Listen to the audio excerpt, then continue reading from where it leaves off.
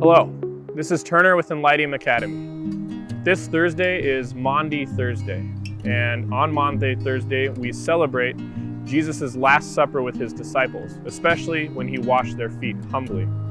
This Thursday is also a day that the Association of Christian Schools International has decided to set apart for us to pray for the next generation of Christian leaders.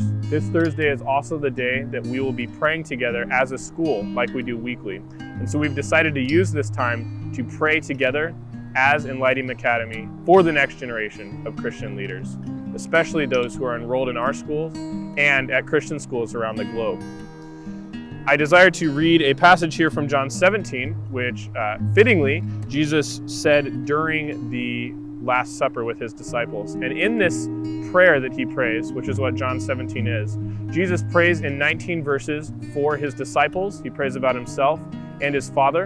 And then in verse 20, he begins to pray not just for the disciples, but all who would actually become disciples through the ministry of those who are sitting with him at the Last Supper. And so in that same spirit, we on Thursday are going to pray for the disciples that we are raising up as disciple makers, just as we were discipled by generations before us and generations before us and generations before us, leading all the way back up to that first generation of disciples who Jesus trained. So let me read this passage for us.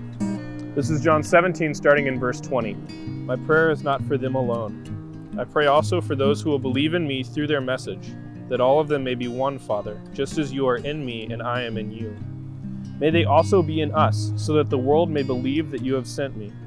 I have given them the glory that you gave me, that they may be one as we are one, I and them and you and me, so that they may be brought to complete unity. Then the world will know that you sent me and have loved them, even as you have loved me. Join us this Thursday as we pray for the next generation of Christian leaders who will continue to make disciples of all the world.